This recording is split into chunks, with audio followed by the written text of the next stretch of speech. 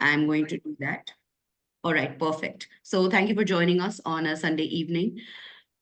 Those who are members of the Outreach Collective, you know that we do these sessions almost on a weekly basis on topics that are of importance, relevance, where we need more information. Um, and we all know that in the last 6 or 8 months, conversations about IB, IBCP have really increased compared to last year, especially about the CP, because there are a lot of questions that counselors have. And for the ones who are not members, welcome to a TOC session. We're very happy to have you with us. The idea of this session is to give you a deep dive into everything IB, okay? So whether it is DP, whether it is CP, all of it. I'm very pleased to introduce you to my panelists today. First panelist is, of course, Mahesh. I think everyone in this room knows Mahesh. Mahesh Balakrishnan. He is the face of IB in South Asia, and he's the one that is responsible for increasing not just awareness, but also all the access that you have to IB and making IB more accessible for in terms of information. And he is the single point of contact and the one who manages all the school recognition, etc. So welcome, Mahesh, and thank you for spearheading this with me and making this happen. It means a lot. I'd also like to welcome Rishi. Rishi is the CEO of WACP, and Rishi, that's a lot of abbreviations. So when you take over, you must tell us what is WACP. I think that is probably going to be a big starting point. WACP kya hai? The nation wants to know. All right. We move on to Charles. And Charles, of course, again, very popular in guidance counselor circles. Charles, it's lovely to have you here. He is the guidance counselor for Pathways School Gurgaon. And of course, many of us here have known him, worked with him, interacted with him. So welcome, Charles. And then we have Alman. Alman is Charles' student from Pathways, and she has incidentally studied CP because when Mahesh and I were talking and Rishi and I were having a conversation, the three of us felt that it was very pertinent to have a student who's actually done the IBCP to come here and share her experience, right? So Alman, welcome to the session and thank you for your time. And yeah, go ahead. You can say thank you as well. No problem. I saw you on mute. Perfect. All right. Okay, Mahesh, without further ado, it's over to you and everyone IB. Thank you, Bhakti, and means a lot. And thank you everyone for being here. A lot of you are friends whom I met through virtual sessions, in person and more. Also happy to see people like Charles and Alman here. Okay, that is a testament, I can say, to quite a lot of the hard work I've done. But again, thanks to Bhakti for putting it up at a very short notice, this event when she came. So I will not just touch upon IBCP. Of course, that's very close to my heart, but also about IBDP, IBDP courses, MYP as well. And when I'm presenting, and if you have any questions, please keep putting that in the chat. Once I finish and before I hand over to Rishi, what I would do is, and once Rishi starts, I will answer some of those questions. Of course, Bhakti would moderate, and we look forward to having some questions being asked then also. And again, thank you for joining us on a Sunday evening. World Academy of Career Programs, I would like to introduce Rishi. WACP was one of the first partners we brought in way back during the COVID lockdown. When we started, we could see the world changing, and we wanted a partner like that who could address the needs, who could provide university pathways. And I think WACP has done a good job. We have a lot of schools now who adopted the IBCP and are working with WACP. WACP again stands for World Academy of Career Programs.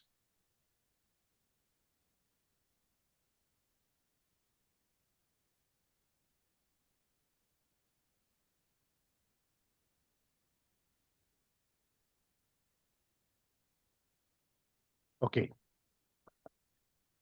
So what we have seen is the world has changed. Okay. And everybody recognizes this. So it also means that we need to rethink global education.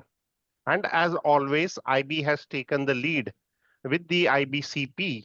And not only the IBCP, but all our other programs also focus on critical skills like problem solving, critical thinking. Okay. These we believe are universal skills and would stand the test of time. So some of you know the IB program. Some of you may think that there is only one program, which is the IBDP, which brings in almost a 50-year legacy. And first teaching of the IB in India started way back in 1976. So we have been there in India for long as well. Okay. So the IB continuum of international education is there in about 160 countries, 150 countries for short, with the mission statement of making the world a better place through education, providing student-centered learning, and we do it through the IB learner profiles, the program standards, and so on and so forth. But for the benefit of the guidance counselors at schools, as well as the admission officers at university level, happy to share that MYP, which is the middle years program from grade 6 to 10, has a board exam at grade 10. People think that IB doesn't have a board exam. Yes, we didn't have for a long time, but we have, and that's why we are seeing the growth of IB MYP in schools. So we had existing schools starting with IBDP for a very long time. That used to happen. And now we have new schools coming in as an IB continuum school. They start with PYP and MYP, progressing to the DP and CP. So just wanted to bring that context. The IB MYP is an on-screen examination recognized as a 10th board exam, both by AIU and COPSI. At grade 11 and 12, we have two board examinations, two courses. One could take either. One is, of course, the IBDP. And of course, the new one on the block in India is the IB Careers Program. Both are recognized by AIU, the Association of Indian Universities, as a grade 12 qualification. I repeat, both are recognized. And IBCP is not the course certificate. I have this from counselors. They think IBCP is the course certificate, which is not the case. It is an independent, a great quality program. So IBDP and DP courses are both recognized by the AIU as equivalent to the grade 12, but you need to have a score of 12. You need to have a score of 24 points. And students should have taken 3 HL and 3 SL. HL means the higher level subjects and SL means the standard level subjects. Okay. Some of the counselors, they reach out to me that a student has got 20 points or 21 points. Can they get admission in India? Unfortunately, no. They need to get a score of 24, even with the DP course certificates. IBCP is recognized by AIU as equivalent to grade 12. There, the 24 points thing doesn't work. They need to have a minimum of one higher level subject out of 2 DP subjects with a CP core and appropriate career-related studies for BSc, BA, BBA, BCom, and 3 DP subjects, of which one is at least at a higher level. Okay, and of course, the CP requirement should be completed. Later on, I'll talk more about that. The MYP is recognized as an equivalent of grade 10, and just happy to share with you that from May 23 exams, IB does provide the MYP percentage equivalent for students in India, those who take the MYP e-assessments. And again, I will repeat, please do not look at the CP from the 24 points angle. And in the case of a CRS like WACP, the CRS component itself is equivalent to about 3 DPHL in some cases. IBDP and CP students are eligible for NEET, JEE, CUET, CLAT with the right subject combinations. And since the May 2022, AIU is on electronic transcripts, so students can select AIU as a destination.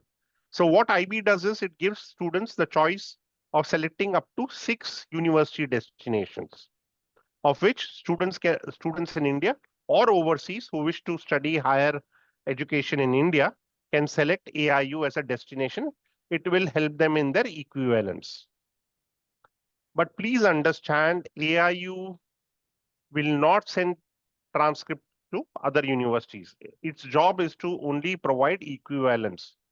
Of course, there are universities and institutions which do not ask for AIU equivalence. Yes, even in India, there are institutions which do not recognize or do not require, rather than recognize, they do not require the equivalence. They appreciate the IB qualifications and they accept students based on the DP or the CP. And those students who are taking the American High School Diploma by virtue of doing the WACP courses also get the American High School Diploma, the DP course transcripts, and the IBCP. Okay. Again, I will repeat that please check your subject combination. This is very important. Students realize this very late and then they recognize that the university where they want to head to do not have the right subject combinations. As of December 2024, we have 230 IB schools in India, which are authorized, out of which 166 are DP schools and 35 CP schools in India, which are authorized. I also mentioned Nepal, where we have 2 DP authorized schools and we have about 3 or more candidate schools. Okay. And this total number doesn't include schools which are provisionally affiliated with IB. IB takes time to affiliate schools, so this could last anywhere between 12 months to 24 months. Most of our students in India take the May exam sessions. Students from 4 schools take the November exam sessions as their main exam. Of course, students also take the retake for improving their grades and various other reasons. You would have also come across news talking about IB's collaboration with DBSC, with the Andhra Pradesh government, and others. And many of you know your popular IB schools, but happy to share that IB also has schools, including DP schools, in towns like Vijayawada, in Warangal, and others. So you have a good market for your work, what you do so well. And of course, the IB aligns well with the NEP 2020 and the National Curriculum for School Education 2023. There's a point which I want to highlight to you, counselors, my friends. CP is not a weaker option to the DP. It is a very good option, alternate to the DP. It is a very different method. And we will hear Alman and Charles also talking about that. There's a lot of work to be done in the CP. It's a beautiful program, as the DP and the DP courses as well. Some of the top 10 countries offering IB programs globally, the US, and now India is there in the top 4, of course. And in the Asia Pacific, we are the top 2. Many of you know the DP. Some of you have heard about the CP. You're curious, and I hope I can address some of your queries or doubts you may have, and also introduce the CP to you if you're new to it. So where can you find IBCP schools in India? Okay. If you look at the West, we have schools in Mumbai, Pune, Ahmedabad. We have candidate schools in other places as well, including Baroda. We have Gurgaon, Delhi, Noida in the north, of course. In south, we have Hyderabad, Bangalore, Madurai, Bhubaneswar, and Coimbatore. If you look at cities like Madurai and Bhubaneswar, right, you might be thinking, really? But yes, we have schools there and they're growing. And I think this is a good market for university admission officers to look at as well. Some of you are familiar with the IBDP. So the DP, of course, is such a beautiful program, especially with the DP core. We have the 6 DP subjects, 3 at a higher level and 3 at a standard level. And you know that for India, IB has made a couple of exemptions, okay, or exceptions. One is that students can take 3 sciences, especially for the purpose of NEET exams. Second, students from India applying to a university in India also gets a percentage equivalent transcript. Many of you know that IB grades students out of 45 for the DP, but we also give a percentage equivalent transcript. Coming to the CP is very similar to the IBDP. You have a CP core, but unlike the extended essay, theory of knowledge, and CAS in the DP, here you have reflective project, which is graded by the IB.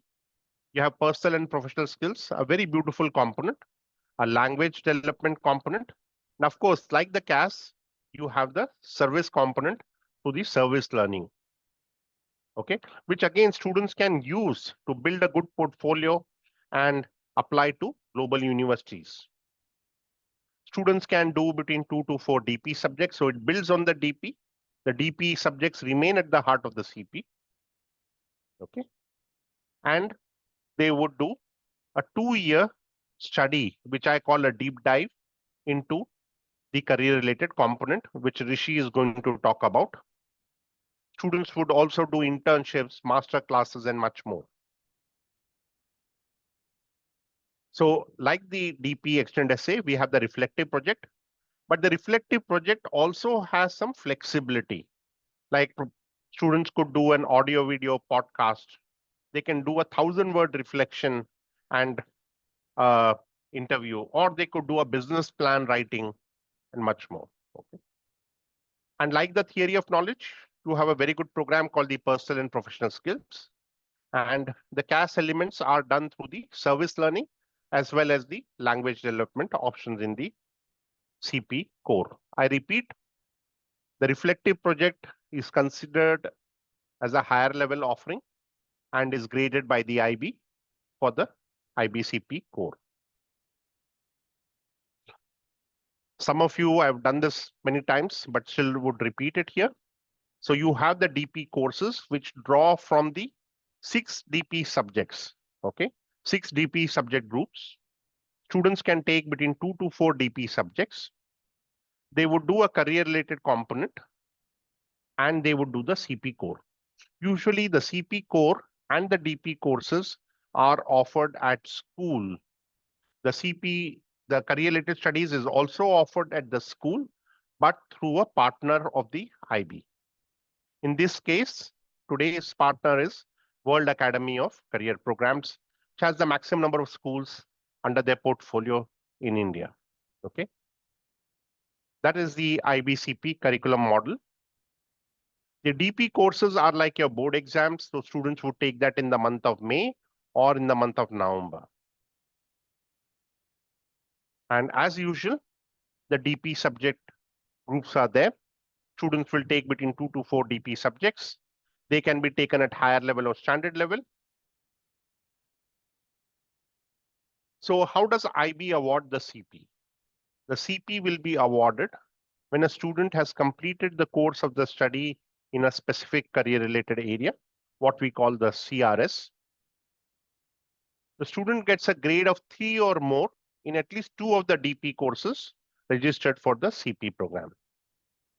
Should have got at least a grade of D for the reflective project and completed the other elements of the CP core, including personal and professional skills or PPS, service learning, and language development.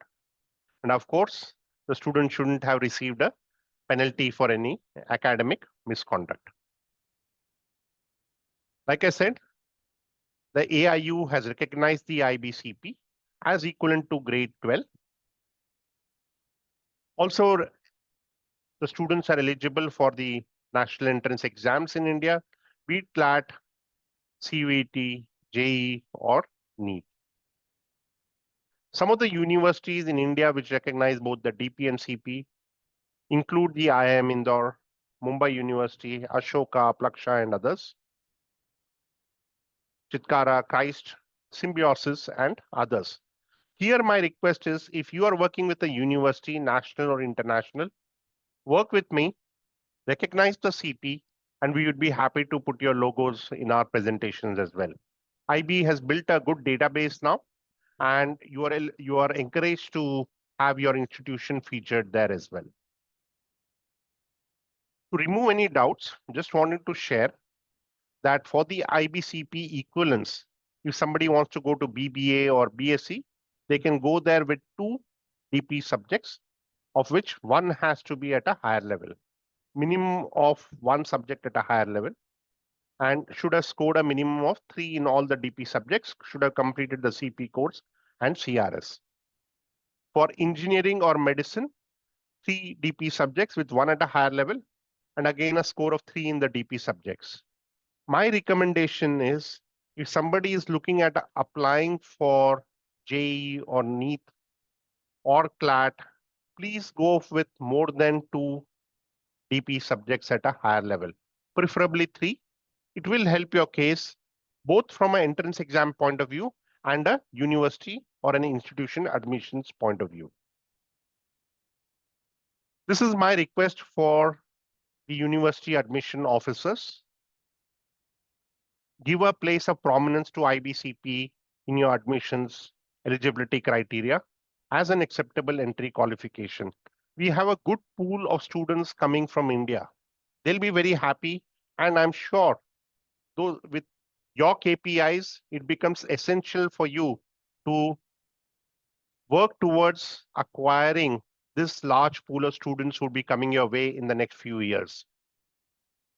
Okay, we'll be happy to get a formal letter addressed to the IB and for us to feature you in all our presentations and all. Work with us to highlight acceptance of the IBCP. And if you have any conditions, we are okay with that. For example, you may say DP physics is mandatory, or English with a score of 5 and above is mandatory. We are happy to consider such kind of requirements. And again, I repeat, the DP course and the CP are 2 different qualifications. I would also request the admission officers to work with schools to understand the CP at the school, showcasing the salient features of the IBCP in each school, making it easier for you as an admission officer, your teams overseas as well. Okay, so please work with schools, work with us, providing letters. We'll be happy to have joint events with you and the school itself.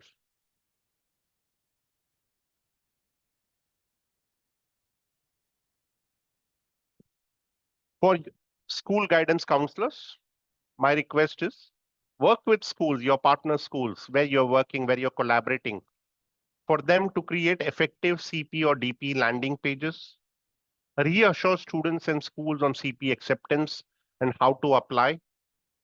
And of course, not to look at the CP from the lens of 24 points. CP is not DP course certificate. Happy to have joint events with you and CP schools, including candidate schools.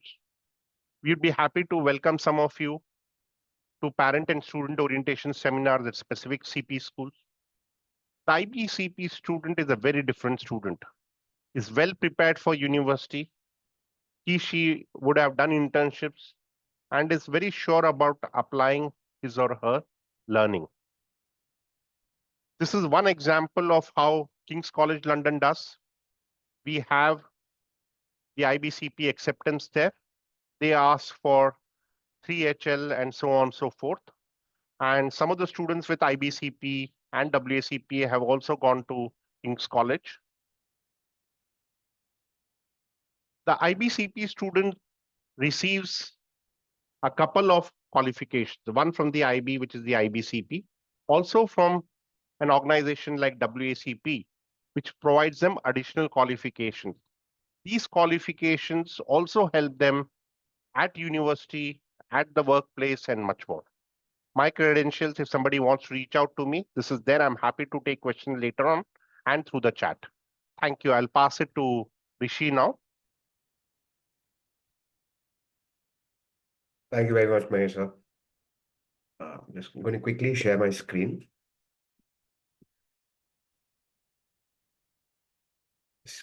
Is my screen visible? Yeah. Thank you, Mahesh. So I'm going to jump in. Let me first start off by explaining what Bhakti said. What is WACP, right? So WACP is World Academy of Career Programs. As an organization, we are an approved partner with the IB to provide the career-related studies for the CP program. We specifically concentrate only on the career-related studies for the IB. We've had students doing our curriculum starting from 2022 because we got the AIU equivalence in late 2021. So we only started taking students in from 2022. Our first batch graduated this summer, and we've seen some great results. It was a small batch of students, but the numbers have been growing, the interest has been growing, and we are evolving as everyone evolves through the system. So my agenda through this presentation is one, to give you a perspective of what it is that students study, what it is that they go through, what are the sort of skills that they're developing, and explain to you in a little bit more detail of what we expect the output from a student who has done the IBCP program or has done the CRS or WACP, what will be the output from the students for that. And especially for guidance counselors and college admissions teams, it should give you a perspective to understand what sort of students to expect, but also how to position that information correctly to universities if you're a guidance counselor. Great. So I'm starting off with a little bit of information about why it is that we started something like this. So governments actually all over the world have recognized the importance of pushing skill-based education or career-based education. Technical skills being very, very critical. And this is something that is going to happen all across the world as it's a requirement of the industry, and even from a younger age as the K-12, where this is coming in. Secondly, what we're noticing is that across the globe, the adoption of the IBCP has been increasing, as Sir mentioned, from 2018, where about 6% of all IBDP schools were also offering the CP, to today, where it's close to 11%. And this number is continuously increasing as we do that. In terms of WACP and in India, we have seen a growth where we started off with 4 schools in 2022. We currently have our program running at 24 schools. And for next year, we are projected to start at 31 schools. Of course, it depends on schools completing all of their processes for the authorization. But that's currently what the status is. This also says that we now have a lot of students who are going to be graduating from the CP program. If we look at years such as starting in the summer of 25, and then if we look at even like starting from there, that number is just continuously increasing. So it's really interesting, especially for the admissions teams at different universities. I'm very, very quickly going to recap what Mahesh has said as the overall curriculum of the CP and where we fit in. So there are 3 components, as he mentioned. One is the DP subjects, where students have to pick a minimum of 2, but as he rightly said, we recommend at least that a student do 3 DP subjects. The CRS, which is the career-related studies.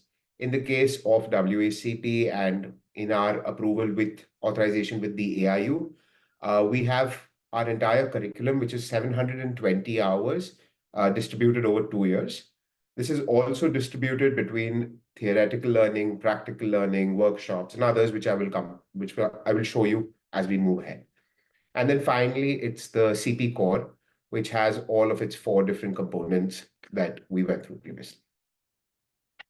Right. So as WACP, we offer career-related studies in 3 different verticals: in management, in science and technology, in arts and design. So each bullet point that you see on this slide is a unique career-related study of 720 hours each.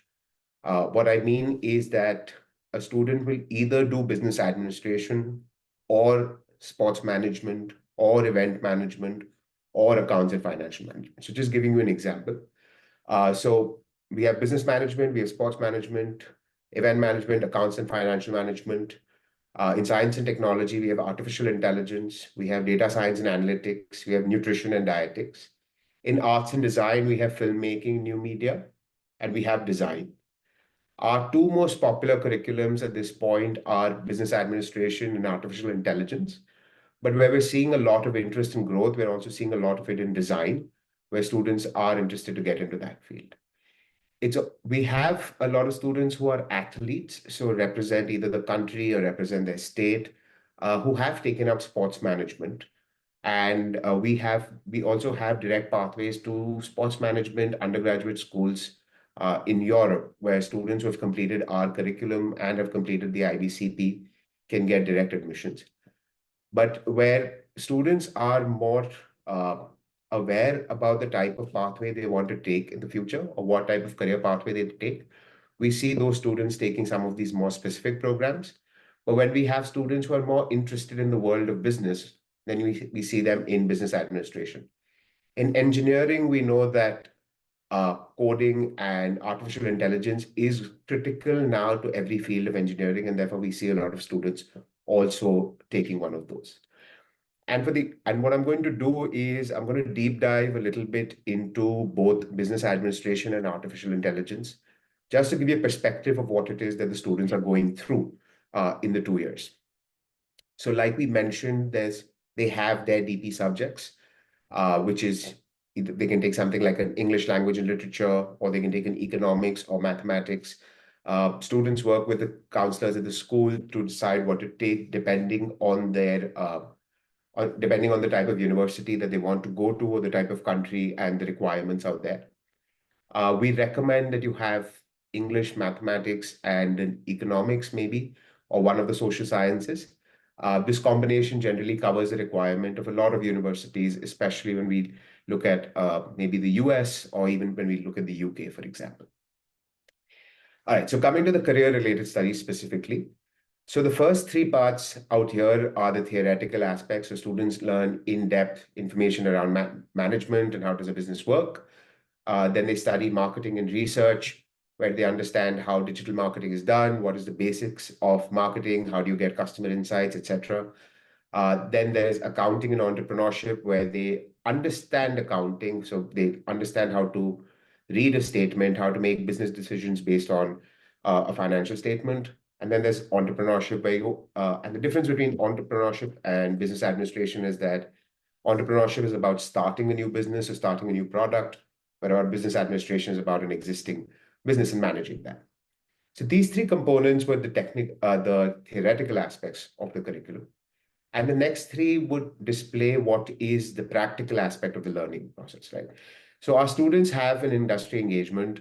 So in January of this year, our students will be doing a remote apprenticeship with a few organizations in the country. They will be working with them. They will also have an opportunity to visit those offices, understand how they function.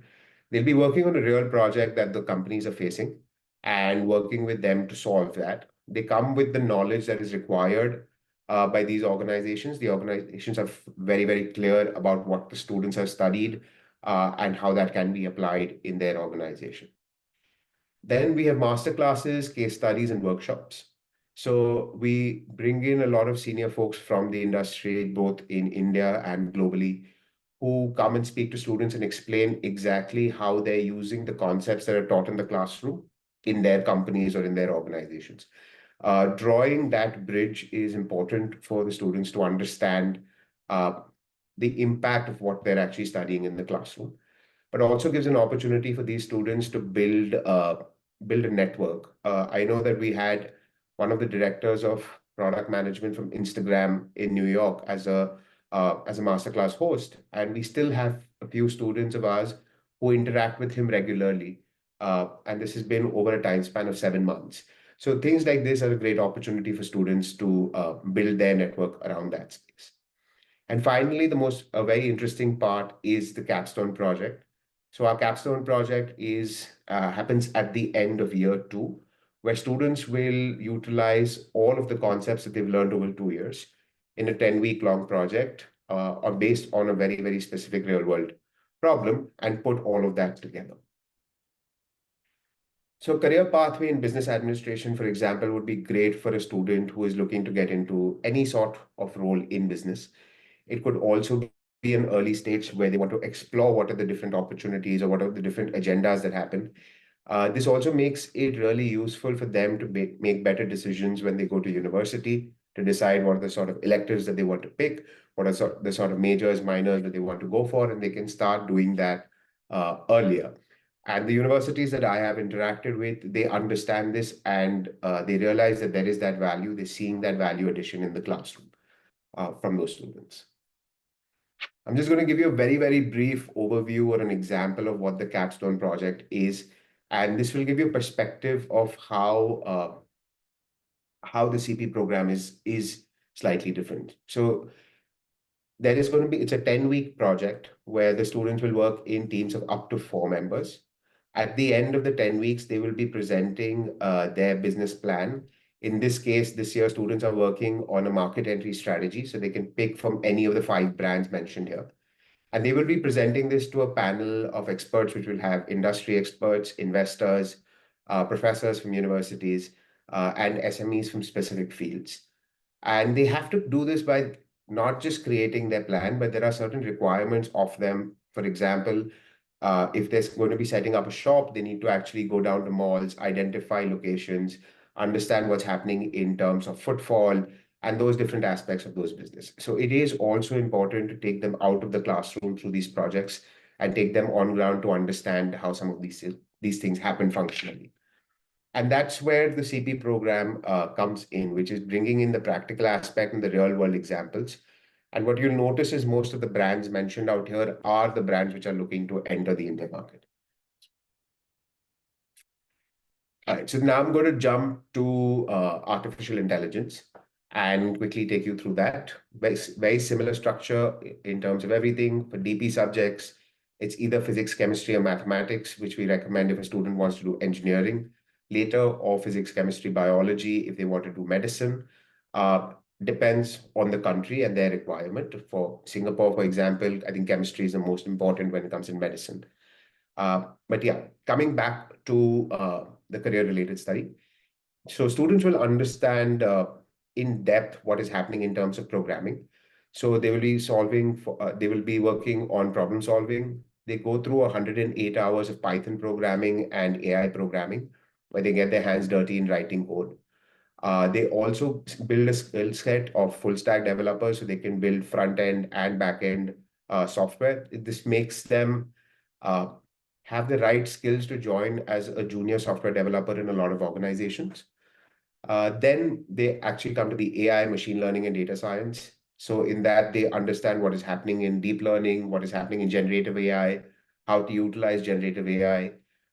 We bring in SMEs who have workshops with all of these students, and they actually use Gemini to build out a lot of products.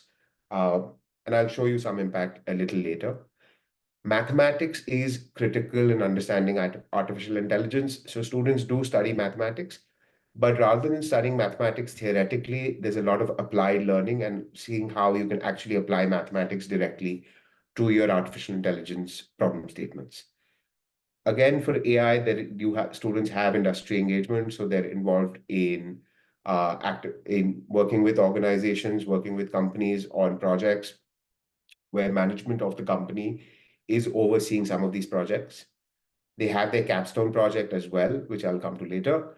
And then they have a masterclass in case studies where they work with some of the senior folks in the industry. We've had CTOs of very large organizations who come and address and explain how AI is being utilized in their organizations and where the future for that lies. In terms of career pathways for students who are looking to get into computer science, into data science, into machine learning, robotics, any format of engineering, taking this CRS is something that's recommended for students who are looking to study one of these fields as they move forward in university. So an example of the capstone project for some of these students. So they're building, they can pick from one of the 3. So either they build a gamified travel advisor. So they actually have to build out an application or a website or a combination of the both to build out the product. Build out an AI-based e-commerce product search. So you would have seen things like if you take a photo of something, it recommends what products you can buy, how you can style, etc. So they're actually building out a website, or they can build an interactive game using Python and using artificial intelligence. So these are some examples where the end product, what I'm trying to say is the end product that I'm showing you is going to use a combination of every subject or everything that the student has gone through over 2 years. And that information is utilized in the capstone project. These are also great projects for their university applications because they play different roles when it comes to this project. And the final output is actually a large uh, product or a large strategy which has a lot of depth in it. These are just the examples of some of the folks that we've had who've hosted some of our master classes or done detailed workshops with students. Great. So coming to the assessments and the certifications. So at the end of grade 11, once the students complete all of their courses, students are awarded an international diploma. And at the end of grade 12 or CP2, they're awarded international advanced diploma. The IB recognizes as a combination of the international diploma and the international advanced diploma as a completion of the career-related studies. So just wanted to point that out. Through their entire 2 years, students will be going through a combination of formative assessments and summative assessments. In the formative assessments, we just want to ensure that we're verifying that what they're learning in the classroom has been absorbed. And through the summative assessments, we test a lot more in-depth knowledge of the students. Now, the difference is that almost none of our assessments are uh, a written exam or a written essay. Most of them would be an output that you would expect a junior business analyst or a junior software developer to give up. So it could be something like building a design on a Canva, or building out a website plan on a Figma, or building a email marketing campaign, or building a business plan or a strategy around a business plan. And a lot of the assessments that the students will go through are based on industry relevant problems that are happening today. So if there is a change in a business scenario today, and what are the new latest things that are happening in business, so all of their assessments are based around that. The other flexibility that we offer to our students is if there is a specific idea that they're working on. So let's say if there is a student who's working on a specific startup around artificial intelligence, we allow for a lot of our assessments to be tailored to meet the requirement around their primary project, while ensuring that all of the components of the assessments and the requirements of the assessments are completely met. So this is some sort of a flexibility that happens, but also promotes thoughts like entrepreneurship for students who know what they want to do. For students who are still exploring and finding what they want to learn, it's also a great opportunity for them to get exposed to a bunch of businesses and understand where they find more interest. Yeah. So fine. The third certificate that our students do also get is they get an American high school diploma. So WACP is registered with the Florida Department of Education, and all of our students on completion of the IBCP curriculum, with very few minor tweaks, are also awarded an American high school diploma. The advantage of the dual certification is as the acceptance of the CP is growing globally, this is also a great opportunity to safeguard students in terms of their university applications and give them alternates when they're applying to university. This is just I'm sorry, just put this slide together very quickly, but wanted to put this out. Just wanted to give a sample of what is a provisional transcript that the students will have when they're applying to university. So there will be a transcript where students will have predicted grades for each of the components of the CRS as well. So when they're applying, they can clearly show the width and the range of topics that they have studied in the classroom, which is a great value addition. Yeah, this is just a letter of equivalence that was given by AIU to WACP as a provider of the CRS to the IBCP schools. I'm going to skip this slide because I think Mahesh has gone through it. I think the only thing that I wanted to mention is that in line 2, if a student decides to take engineering, the 3 DP subjects that they need to have is physics, chemistry, mathematics. And if they decide to write the NEET or go for medicine, then they need to have physics, chemistry, biology. This is the requirement by the AIU for the equivalence of the IBCP in India. So that is just one specific point that I wanted to point out. In terms of the general stream, the selection of DP subjects is not specific or mandated, but I would still recommend to look at the type of universities that students are applying to understand requirement of mathematics or English as one of the DP subjects. Yeah, this is a very quick view of some of the universities where our students received offers from. This is the first batch that graduated this year. It's a fairly small batch, but it's strong. It's showing that the universities understand what's happening in the curriculum and how it can go. This is also a list of the early supporters of the IBCP right from 2022. A lot of these universities have been with us right on day one when we were just starting out the batches, and they were very, very interested to have these students. But this list keeps increasing every day, and through events like this when we have a conversation for sure. So why do IBCP students stand out in universities or university admissions? One, they have very strong focused academic preparation on specific topics. There is a lot of emphasis on community service and leadership through a combination of group projects and the CP core. There is interdisciplinary learning where the students will utilize skills that they develop in their DP subjects and utilize that in their CRS, and maybe vice versa. There are a lot of independent research projects. So every assessment that the student is doing is actually a really good portfolio project that the student is developing, and that's how the program has been structured. The group projects also teach teamwork for these students and help them build that skill set. The holistic education approach through the practical learning and the theoretical aspect helps develop those skills for students. There is a global mindset for these students as they interact with industry leaders from all over the world and understand how market trends are different in different places. There is preparation for diverse career paths and alignment with university expectations in terms of what the students have studied and what are the skills that they can add to the classroom right from day one. This is an example of one of our students from Pune who utilized one of our projects and was a TEDx speaker about navigating AI's role in society. It was very, very well appreciated. This happened just this week, which is a great moment for us. Two of our students from DPS Bangalore South won the Mint Award for Tech for Good. They were actually competing with large startups and large teams, and the only student team which includes university students to actually win in this competition was the AI students doing the IBCP program at the DPS. So just want to point out that there is the direct learning and I think recognition now coming in from for the hard work that the students have put in.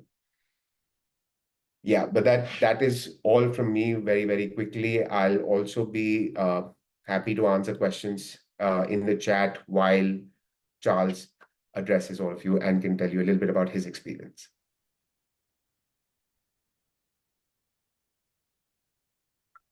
So thank you, Rishi. I hope I'm audible, all of you. Once again, good evening. And I believe Mahesh sir and Rishi have put up presentation, so I decided not to put one more for all of you, but more to speak to you about my experience in guiding student in this new program, IBCP. I've been fortunate enough to have one batch, which has already passed.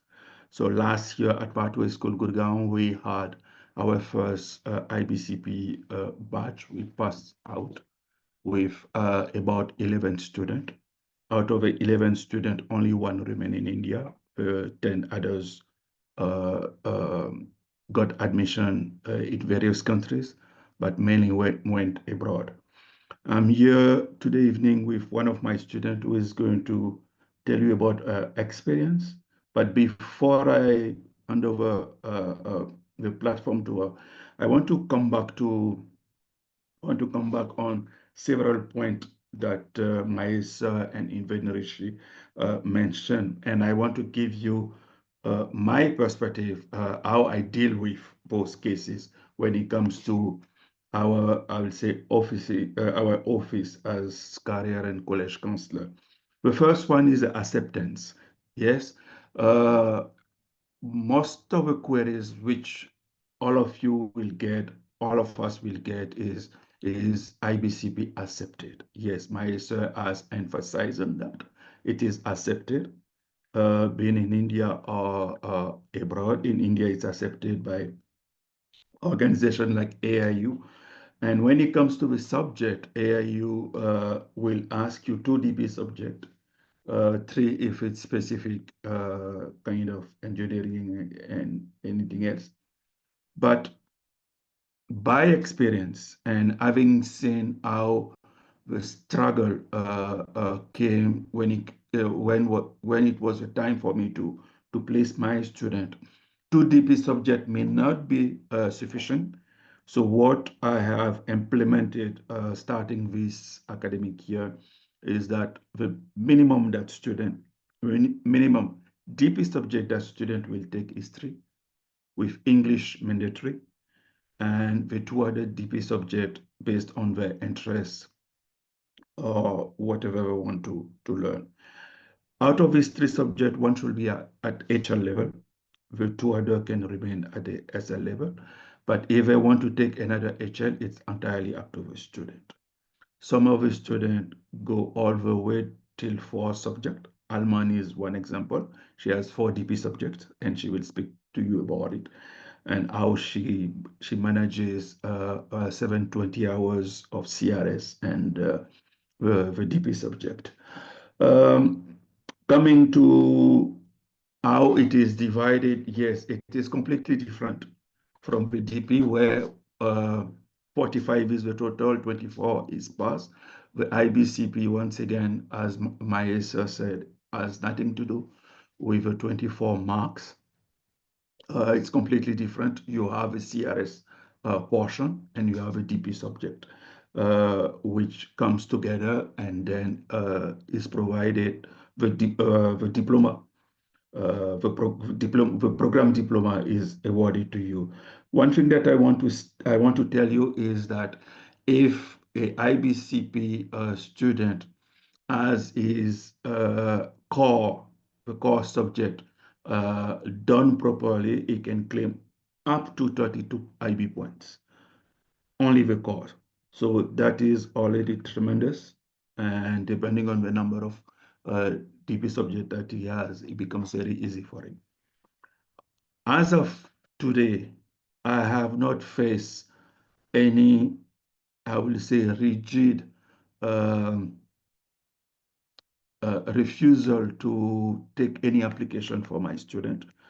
I have had good support from my SR office, from Rishi himself, WACP, and from other partners that we have to try to convince, or I will say educate universities when it comes to acceptances. Usually they are open. Sometimes, yes, you have to do some, I will say, some homework, educate the university, provide them the information that they require, and then obviously the application will go through and then they will accept your student. One thing that I have seen is that the universities which at first will say no to you is simply because they don't know about the program. But don't take the no for an answer. Be persistent. Send them an information about how IBCP is structured, what exactly the student is studying, what is the student aspiration, what are the grade that the student is carrying, and then that changes the whole thing. I have seen that last year, I've seen that this year, and I have not, there is no university so far where I have not been able to send an application as far as IBCP is concerned. Another thing that I want to say is that when it comes to, for example, WACP year, IB has several providers of career-related services. WCP is one of them. And at Pathway School Gurgaon, we work with WCP for our business management track, for our AI track. And Rishi spoke about American high school diploma. Yes, we do have a pathways high school diploma.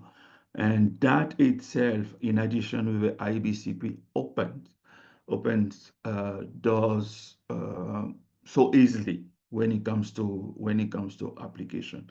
Last year, the graduating batch, we did place a student in Canada. Canada was one of the countries where IBCP wasn't accepted, and they were quite strict about it. Nonetheless, we could place her through the pathway of the high school diploma. And today she's at University of Guelph. She's doing well, and she's coming on 11 on winter vacation. When it comes to, I saw in the chat one of a colleague who mentioned about the faculty to be found and so on and so forth. One thing that I personally like and appreciate from WCP is that they train your faculties. Okay, the courses are not provided by any other faculty. Our teachers are trained by WCP, and we provide the courses directly to the student during class time at school. And teachers are continuously being trained, going to workshop, getting upgrade and updates. And that is something that I personally like. And it has been going this way, and it's been working very fine. The last point that I want to mention before I give the platform to Alman is that, yes, IBCP is new.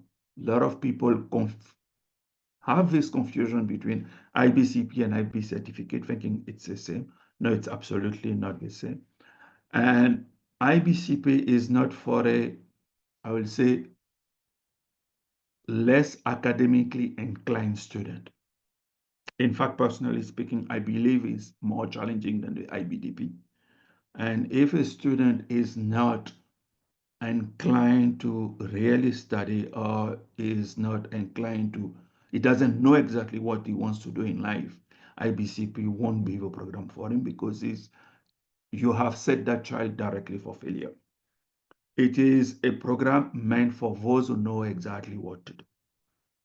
Okay, I want to do business, I want to do luxury management, I want to do fashion management. I know exactly what I want to do, and I go for it. And that IBCP is meant for those kind of students, not those who don't know or are academically not serious. It will not work. Finally, what I want to say is that the application process for an IBCP student, a IBDP student, there is no big difference. It is absolutely the same application process. As I said, and I have seen Mahesh posting that in the chat, on the IB website, you have a list of all university as of now, I believe, yes, as of now, who accept IBCP worldwide. And every single day, there is one university which is being added, either by IB themselves, either by the CRS provider, or either by us, just, I will say, giving that information to the university. So with the program growing, my request and really my appeal to the admission officer in this forum is to really look at the program. Rishi is here, my sir is there, but me as a counselor, I have had, like I said, the opportunity to have one batch which has passed, and I can walk with you and try to guide you. I did that with one university last week, and I was glad that they announced 2 days later that they're accepting IBCP, and I was really happy to do that. So yes, it is a wonderful program. It is absolutely amazing what the outcome is. And I'm going to end with this anecdote. Among all my students, DP certificate and IBCP all together from last batch, 2024 graduating batch. The students, because not only one, who had the highest scholarship were all from IBCP. They had all the highest scholarship. And that for me is just a testimony of how the program is. Today, all these big institutions are coming and try to have our IBCP student. There is a reason for it because the program is great. So I'm going to end here, and I prefer that rather than me speaking, the person who is studying the program itself speak to you about how she feels about the program, what make her take the program, how she's dealing with all these four subject, DP subject, and how the counselor that I am is running after her to make her life not easy. So Alman, all yours. Yeah. Yes. Thank you, Charles. That was Thank very you. inspiring. Thank you. Hi, good evening, everyone. I'm Alman, and I'm an IBCP Business Administration student. I'm currently in my year 2 of the program, and whenever people ask me why I decided to go ahead with CP instead of DP, my only response is that I knew what I want to do in the future. I'm also often questioned as to why, even though I got pretty decent marks in MYP, I chose CP because people often resonated with students who are not that good academically, but that's not true because I believe CP is just as rigorous as DP. We have a reflective project where we explore an ethical dilemma. We have language development wherein we develop skills for an additional language which we believe can aid us in our career. And we have personal and professional skills where we are encouraged to engage with career-oriented activities, which also prepare us for college altogether. And we also have service learning wherein we focus on our community engagement. On top of all this, we also have certain subjects under our CRS each year that we study, as Rishi Sir guided you through. And the best part about CP is that we get to experience the both of best worlds, CP as well as DP, because we get the option to choose DP subjects to complement our CRS. I myself have 4 DP subjects: English, Mathematics, Economics, and BM, Business Management, which I believe is the ideal combination of subjects for me.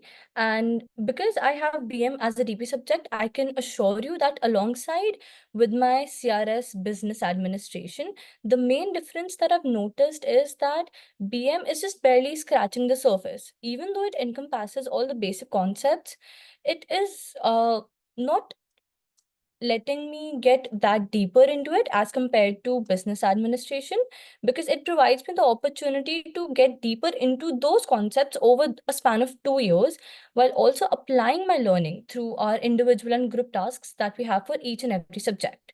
And not just that, but our capstone project is also wherein we get the opportunity to be in the driving seat of the strategies of popular brands and also connect with industry experts to apply our understandings to real life situations around us. And this also helps us to get a better understanding of how we fit into our aspired career path. And personally, for me, choosing CP was one of the best decisions I've ever made because every day it helps me to get one step closer to my dream career. So if there are any questions for me, I'll be happy to answer. Alman, one question quickly before Bhakti comes in the picture. Yes, sir. Can you tell the audience how the colleges where you are applying, how did you make the selection based on what you made the selection? And actually, where are you applying? All right. So for me, I'm applying to US, UK, and Australia. For US, I have UCs, including UCLA, Berkeley, and I also have UPenn, which is actually my dream school. And other than that, I also have University of South Carolina, Columbia, NYU, Babson, University of Michigan, and more.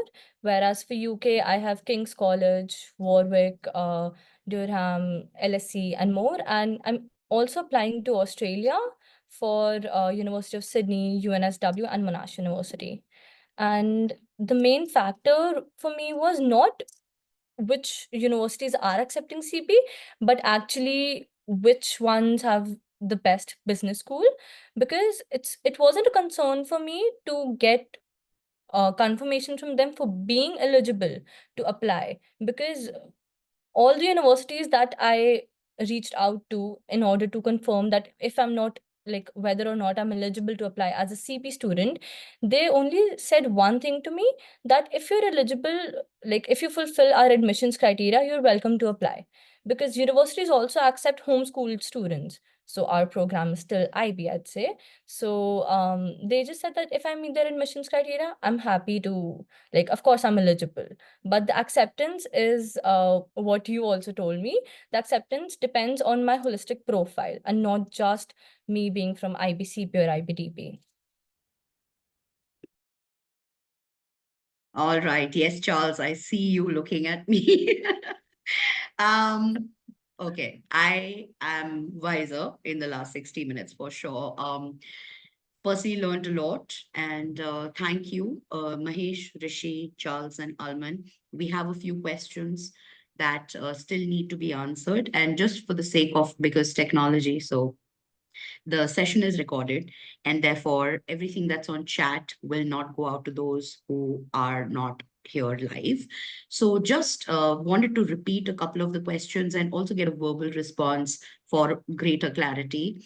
The first question that I have listed here is of course, it's a combination of all the questions, and I kind of think that this needs to be answered.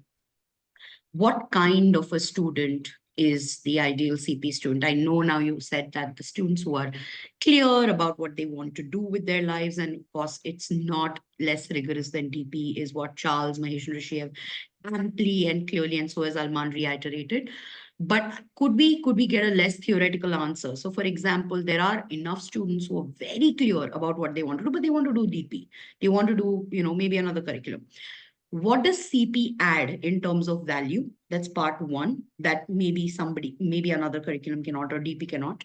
And the second part of this question is, for all the talk of the importance of skill building in the world that we live in, and there's an entire industry now that has flourished on the basis of profile building and skill building, right? We all know it.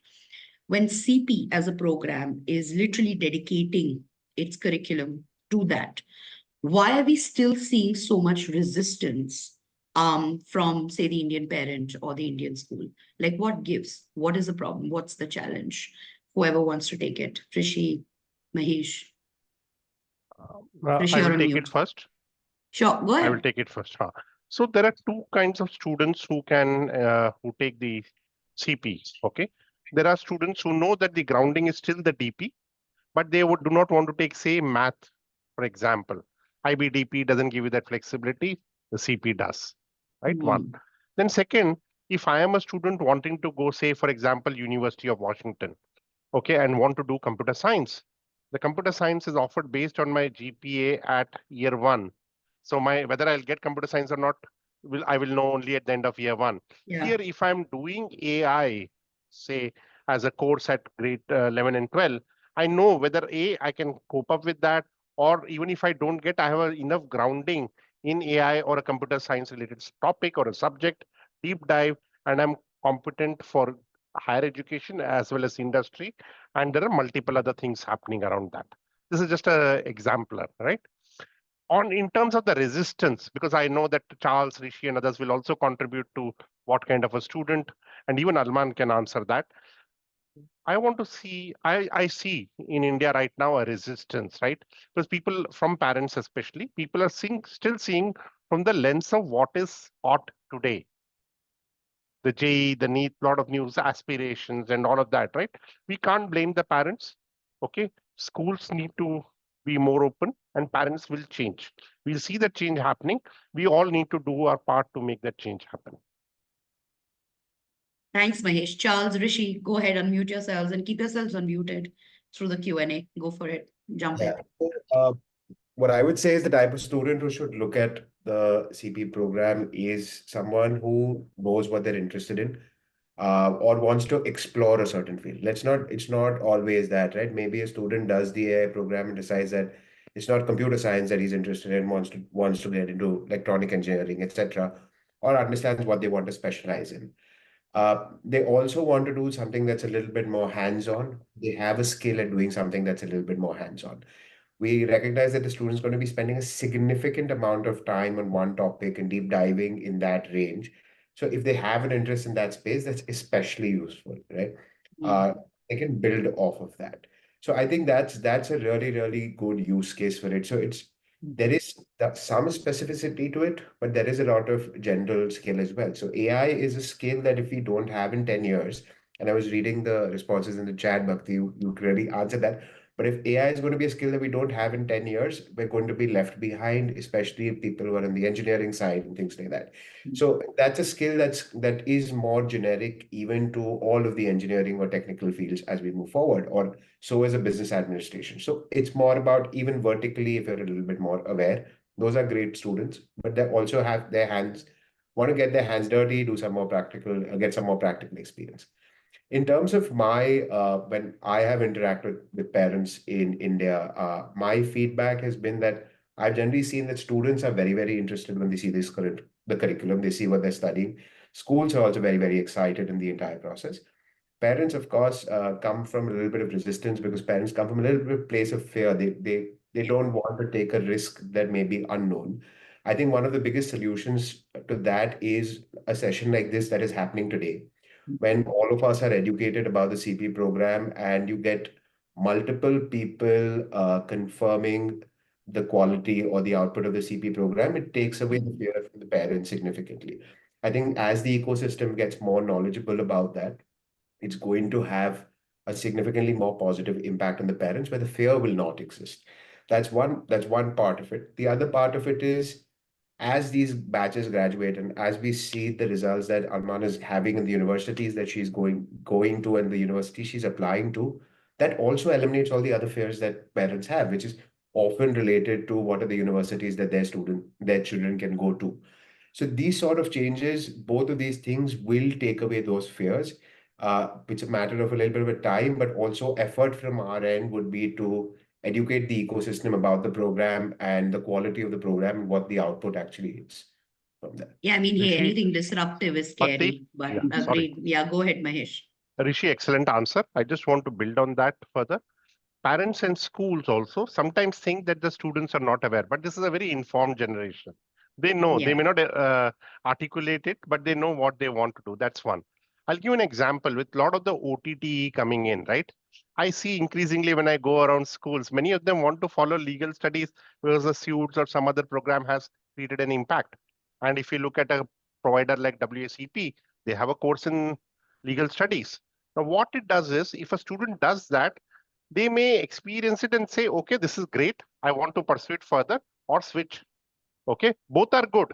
This is a great option, right? You experience the program at school, you know what you want to do, and even the higher education destination, you get a lot of clarity through these courses.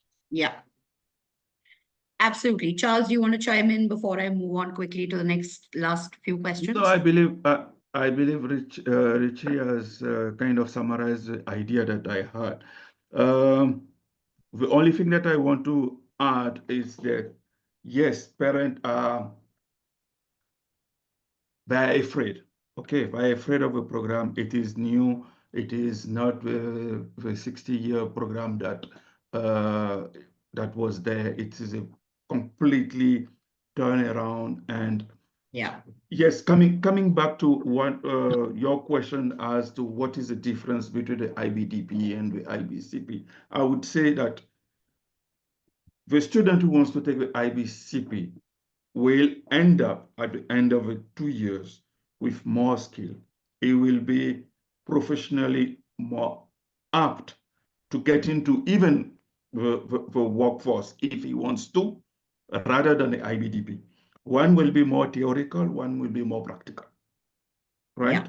So when it comes to that, even at a university level, it becomes very easy to make a choice, right? Rather than having somebody who graduates and then take another 6 months or a year to train, this student come out already prepared, ready for work, ready for the workforce. So that is the difference that I wanted to put. Yes, You know, it's a Richard. very, very telling statement when you said that one is theoretical and one is practical, because traditionally DP is looked at probably the most practical curriculum in the world. And now you say CP is more practical than DP. That is, I think, kind of wee bit mind-blowing. And Yeah. I know I cannot wait for the day when in a few years we have some data or some success stories of placements and professional success of students. And we're going to, needless to say, keep doing these sessions more than once a year. Mahesh, we have to do this more than once a year. With that. I think we cannot wait for the day when we see that, that whole success sort of an angle, traditional success in the workplace. Very quickly, because there's a room full of counselors. It's a very important question, because we have school counselors, independent counselors, we have some educators. Charles, what is the role of a school counselor? Because, when you look at, I'm not talking about the college guidance bit. I'm talking about curriculum and college selection. A lot of curriculum related questions come to the counselor and to the heads of school. In what way can, say, an independent counselor or a school counselor guide parents and families into making this choice? And what are the resources available that IB makes available to make your life easier to help you do that?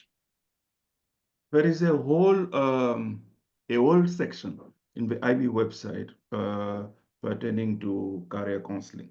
So that is one. Mahesh, could you just quickly pull that link up for us, please? If we want to post it on the group or whatever, that will be very useful. Yeah. So that will be the first point to go.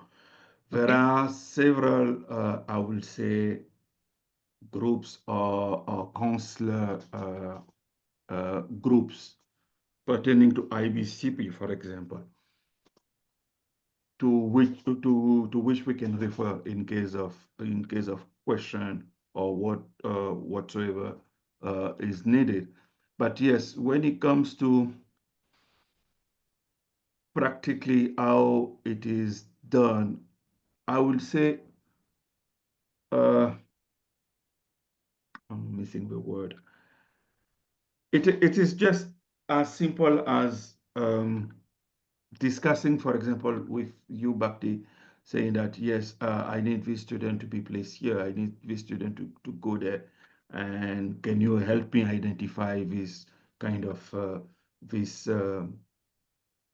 universities who can provide X, Y, Z, right? It is not as complicated. There is no guidance per se, but yes, families have to be educated. Families have to understand that a independent counselor or even a school counselor, I'm not going to say we know everything, but because we are in this area, we get a lot of information.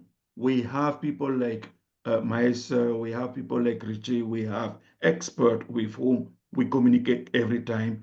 Every single alternative day, I have an admission officer from a university, being in India or foreign university, sitting in my office. And we keep asking them those questions again and again, so that the information that we put out is accurate. So that is where I would say families, because yes, in India especially, when you give guidance, you guide a family. Yeah, this is where they have to trust what we say. This is where they have to understand that we see this student 5 days a week, from 8 in the morning till 3:34. We are with them. We discuss with them in the corridors, with a coffee, whatsoever. So we know them.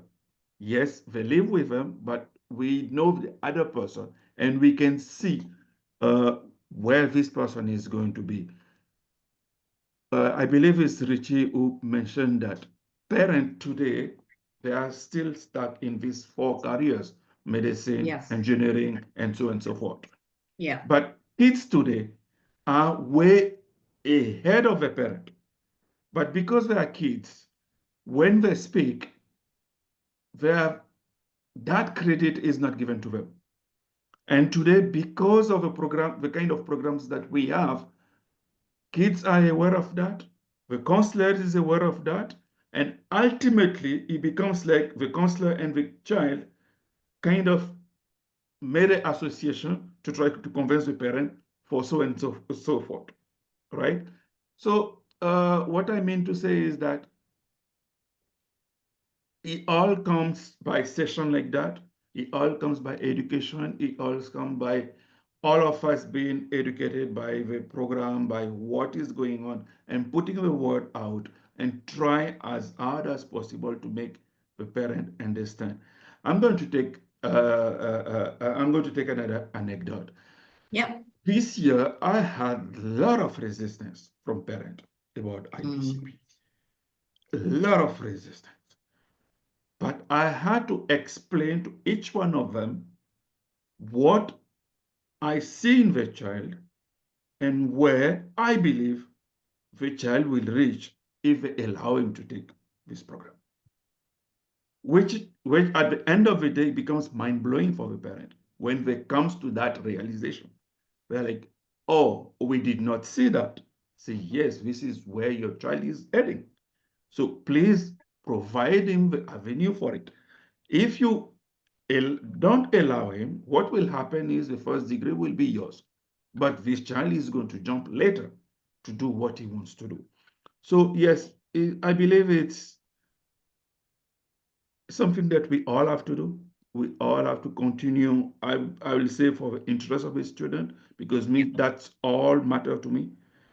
Where I believe the student will have the opportunity to shine, to blossom, that is where I'm putting my effort, and then make sure that, yes, it goes through. Yeah. Thank you, Charles. And just for everyone's benefit, Mahesh has been kind enough to post some very important resource links on the chat. And I'm also posting them on the TOC WhatsApp group chat, just in case you miss it. It's clear that the CP has risen tremendously in the last few years. Kudos, Rishi and Mahesh and Charles. More power to counselors like you. It may not be easy. I'm sure it's not easy to advocate for something that is disruptive, that really kind of challenges status quo. But you're doing it day in and day out because we know that that's the need of the future. In fact, the present, not just the future. That's what the world needs right now. Is more options, more tailored and customized learning opportunities. And with that, I'm just going to say to everyone who's here, one last question. If anyone wants to ask, unmute yourself, go for it. We're just taking that one last question. Then we're done for the day and everyone can enjoy their Sunday evening even more. Yes. Yes, Rupali, go ahead and unmute yourself. And Ramya, if you have a question too, but I don't want to put you in the spot, but yeah, go ahead. Thank you. Go ahead, Rupali. Thank you so much. It was absolutely a fabulous session, literally an enlightening session. And the question I have is, so somebody suppose decides to deep dive into business, and eventually, at the end of 2 years, he or she feels that, okay, I don't want to pursue business. I want to maybe pursue psychology or some other subject. So how is the university going to look at this whole thing in terms of subject selection? Wait, can I answer that question? I'll answer that question with an example. We had a student, a business administration student, who is now studying design in his undergrad curriculum. So completely switched, right? So I'm saying very specific case, and this has happened. It's about positioning it correctly. So when you put in the application, when the counselor works with the student, how he drafts that, why did the student, if you can communicate why the student realized that he wants to make that change and what aspects of his course he realized or enjoyed, topics he enjoyed, but also give him a sense of what else he wants to deep dive into. That's if that story exists, great. Like a story for business to psychology is very common, especially when students are doing things like customer insights and marketing and understanding that, and then they build an interest around that and they understand the psychology part of this. So there are examples where students have done that. So like Mahesh sir said earlier, that doesn't get restricted. We have to be, only place where you have to be careful is if the student decides to wants to now apply to a technical field.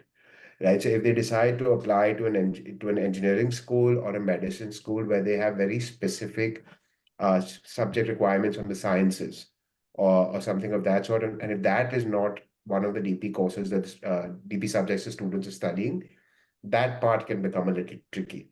But if in general, from the general streams as is incorrectly classified, but let's assume that exists today, but within the general streams, if a student decides to move from one specialization to the other, so one specialization in the CP to a different specialization in their undergrad, it's absolutely not been an issue. Thank you. That was helpful. Thanks. Nagma, you've raised your hand. Go ahead, and then we'll also take Sapna's question. Go ahead, Nagma. Thank you, Bhakti, and thank you everyone for this. So I'm just going to ask, add to what Rupali asked, and I'm going to ask Rishi this question. Rishi, if you can just share the name, like if it is possible, where did the student go for design? Because we are I think, a newbie in CP at this moment, and would really want to understand this because this is, we are doing our subject selection at this time for DP. And these are the usual questions that we are getting, that if my child is doing BA and after CP, the child wants to pursue something else, though they are seriously interested in CP, then, what are the challenges? And if it is country specific, that it is okay to do BA and then move to design or some other field, if you can shed more light there. Thank you. Rishi, before you answer, I will quickly answer that. Somebody does a IBCP with business administration with WACP, can go to a university like, say, Atlas University in Mumbai for design, can go to IDV in Noida, and so on and so forth. There are many such institutions which will accept. Rishi, over to you. So this is not very, this is actually not country specific. The requirement is not country specific out here. The country specific requirement is in the type of DP subjects that the student selects. So what is expected in that country? So if I look at the US on average, if I'm looking at someone who's looking to study business in the US, English, mathematics, and one social science is a recommended combination. If a student has that, then if they're moving from one specialization in their K-12 to a different specialization in university, it should not be a problem. The exact same situation even in India. It's just that has the student done the DP subjects which are required for the university, mostly in a field like business. The two that they may look for, they look for something like an economics or a business management, and some states have a requirement for English on the mark sheet, and some individual universities have a requirement of mathematics on the mark sheet. Then they don't have specific requirements of them being HL or SL, but of course, if they're HL, it's appreciated. So it is a little bit more university specific. So just understanding what are the sort of options that the students is looking for, so you can make a safer option and safeguard the students by taking, let's say, 3 DP subjects, depending on what type of field they want to go on further. The thing is that the answer to this question has to be very, very specific. I cannot generalize the answer to this question, but what I can do is, ma'am, I would be happy to connect with you separately as well after this call sometime and have a discussion which is a little bit more specific, and I can share the insights that I have out there. Yeah. Thanks, Rishi. Thank you. Go ahead. Go ahead. No, Yeah, I was thanking Rishi and saying thank you, Rishi, and thank you, Mahesh. Rishi, also, if you want to if you can share your email ID on chat, if you need to, or whoever is the point of contact for CP programs, that would be great. We get a lot of questions on CP and IB in general at TOC. We are well past time, and thank you all for joining us. We will continue to bring you more learning sessions as TOC. And for everyone who's joining us, including Rishi and Mahesh at TOC Turns 2, we're so excited to see you there. For everyone who can't, we'll miss you. Try to make it. Thank you so much for joining us this evening. All the resources and their links have been shared on the TOC group. So we will see you very, very soon. Mahesh, Rishi, Charles, and Alman, of course, rockstar Charles, thank you for bringing in Alman, and that perspective tremendously helped. Thank you. And thank you for everything. Thank you, Bhakti, and thank you, everyone. Thank you. Thank you all. Good night. Bye. Thanks. Good night. All right, Mahesh, Rishi, if you could stay back for a minute. Thank you.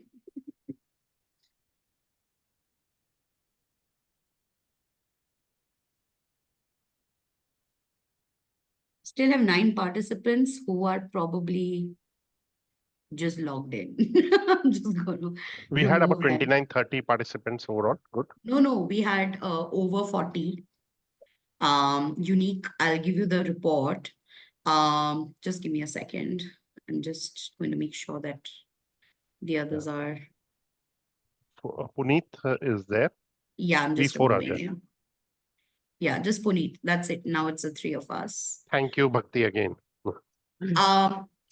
I'm going to stop recording as well. Just give me a second.